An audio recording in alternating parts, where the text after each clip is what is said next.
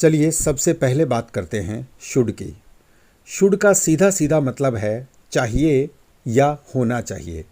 जब हम किसी चीज़ के होने की उम्मीद करते हैं या उसकी चाह रखते हैं तो उसको बताने के लिए शुड का यूज़ किया जाता है। मतलब जो होना चाहिए उसको बताने के लिए हम सेंटेंस में शुड को यूज़ करते हैं।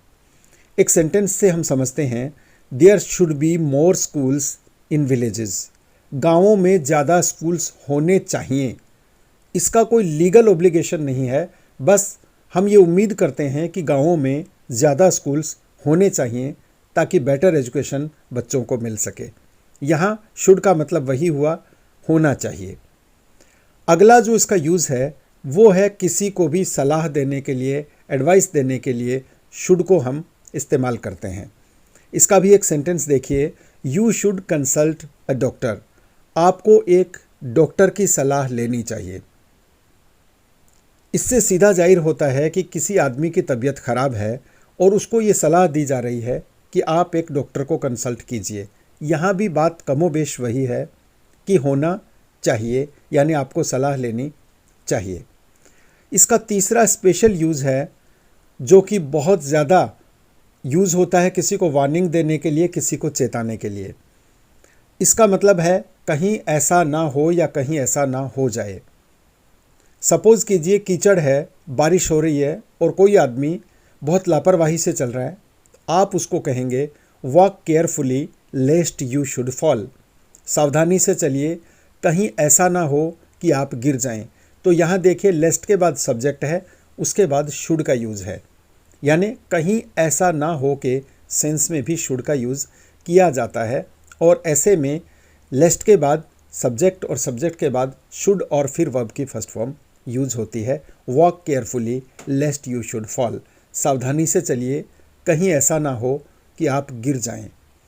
ये थे शुड के मेन यूजेस। इसके अलावा शुड के कितने भी यूजेस बताए जा सकते हैं बुक्स में, लेकिन उन सब का सेंस वही निकलेगा कि किसी तरह का एक ऑब्लिगेशन या एडवाइस किसी को दिया जाता है या किसी को वार्निंग दी जाती है तो शुड का यूज़ होता है। शुड के बाद बात करते हैं अगले मॉडल ऑट टू की। ऑट के साथ टू हमेशा ही रहता है और इसके बाद वर्ब की फर्स्ट फॉर्म आती है।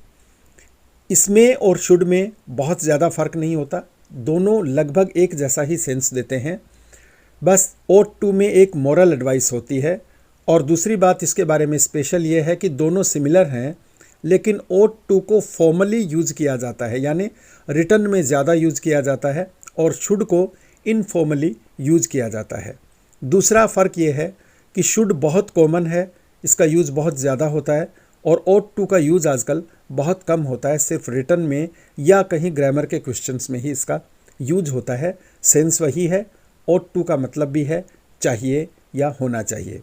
देखिए यहाँ सिमिलरिटी हम देखेंगे, दो सेंटेंसेस हैं, दोनों को आप देखिए। फर्स्ट सेंटेंस है वी शुड सेव ट्रीज। हमको पेड़ों को बचाना चाहिए। मोरल ड्यूटी है, हमारा एक फ़र्ज़ बनता है कि हम पेड़ों को बचाएं, ये मॉरल ड्यूटी हुई। इसी को हम ऑट टू के साथ कहें we ought to save trees. Second sentence देखिए, we ought to save trees, हमको पेड़ों को बचाना चाहिए। दोनों का सेम सेंस निकल रहा है, दोनों का एक जैसा सेंस है, लेकिन ओट के साथ टू ऑलरेडी रहता है और ये एक मॉरल एडवाइस देता है या मॉरल मैसेज देता है। ये दोनों में सिमिलरिटी है, और जो डिफरेंस है वो ये है कि एक जो शुड है वो कॉमनली यूज़ होता है, ऑट टू बहुत कम यूज़ होता है। शुड स्पोकन इंग्लिश में बहुत ज़्यादा यूज़ होता है, ऑट टू सिर्फ रिटन में यूज़ होता है। लेकिन जब हम नेगेटिव या इंटरोगेटिव सेंटेंसेस बनाते हैं, क्वेश्चंस और नेगेटिव्स में ऑट टू का यूज़ बहुत कम होता है, यानी ना बराबर होता है। इसमें शुड का ही यूज़ होता है। बाकी दोनों में बहुत ज़्यादा फ़र्क नहीं है, दोनों का सेंस वही है, चाहिए या होना चाहिए। इसके बाद चलते हैं मस्ट पर। अब यहाँ देखिए ऑब्लिगेशंस शुड में भी था, ऑट टू में भी था, यानी ऐसा होना चाहिए, ये सेंस शुड में भी था और ऑट टू में भी था। लेकिन मस्ट का यूज तब होता है जब कोई अथॉरिटी किसी चीज़ को कहे कि ऐसा होना ही चाहिए। एग्जाम्पल से आप समझिए, अगर आप गाड़ी फास्ट ड्राइव कर रहे हैं और आपके कोई फ्रेंड आपको मिल गए और वो आपको एक फ्रेंडली एडवाइस देंगे या मॉरल एडवाइस देंगे, तो वो कहेंगे यू शुड ड्राइव स्लो।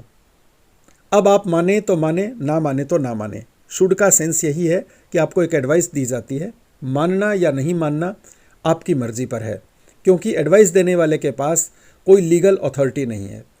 अब उन्होंने आपको advice the you should drive slow, आपने माना या नहीं माना, आप वहाँ से आगे निकल गए, फिर आपने गाड़ी फास्ट चलाई और आगे जाकर एक ट्रैफिक पुलिस की टीम आपको मिल गई।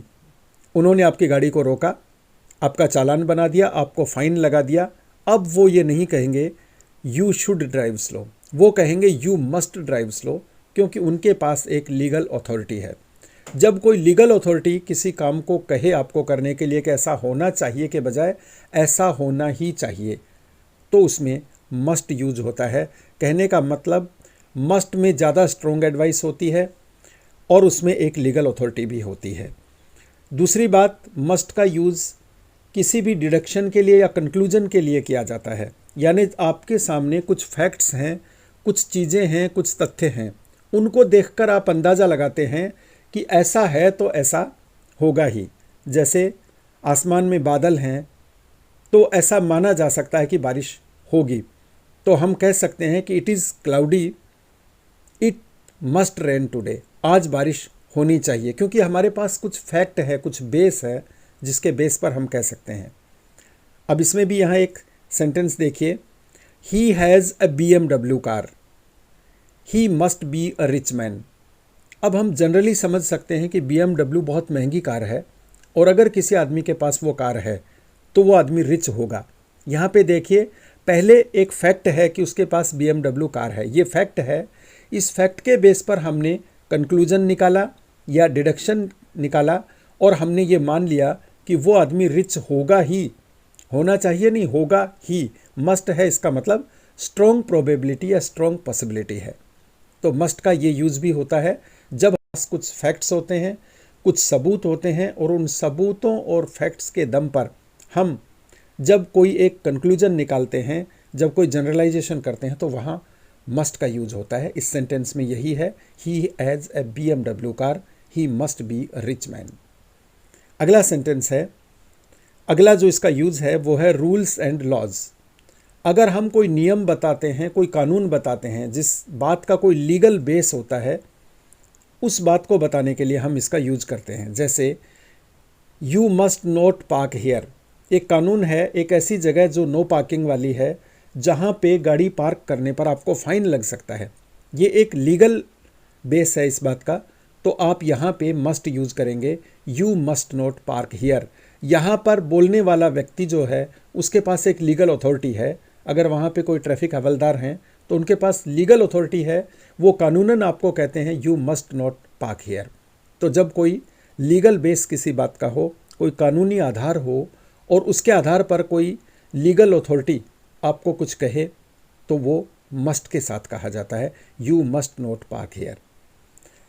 तीसरा यूज़ इसका है कमांड्स एंड ऑर्डर्स। किसी को कमांड देने के लिए या ऑर्डर देने के लिए इसका यूज़ बहुत ज़्यादा होता है।